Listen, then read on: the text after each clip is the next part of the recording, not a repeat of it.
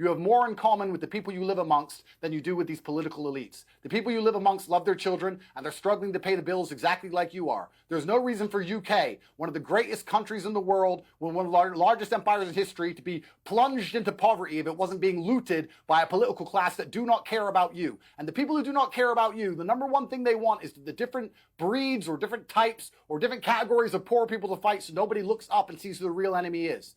Britain can be a rich country and it can be prosperous and it can be safe and it can be regulated and the police can respond and it can be as beautiful as a lot as the first world Islamic nations are. There's no reason why it has to be the way it is unless a political class was failing the people who they're supposed to represent for generations. And that's where this anger and hatred comes from. Not because a video was made on Twitter. That is so infantile and asinine to believe that some little video on Twitter started all of these things. Here's what I... It's not a little video. So stop rioting amongst each other and realize who the real enemy of your freedom is. When you understand the truth about this world, listen, I was born on a Luton council estate and now I have hundreds of millions of dollars. And let me promise you, it's never poor versus poor. It's rich versus poor. When a black billionaire and a white billionaire meet, there is no racism because they are billionaires. Racism is what they use to divide the poor people, to stop us realizing that they lie about every single thing on the news, that they inflate the currency constantly, they send our money away to wars we're not interested in, nobody can afford their bills, nobody can afford health care, and you're going to die alone in some nursing home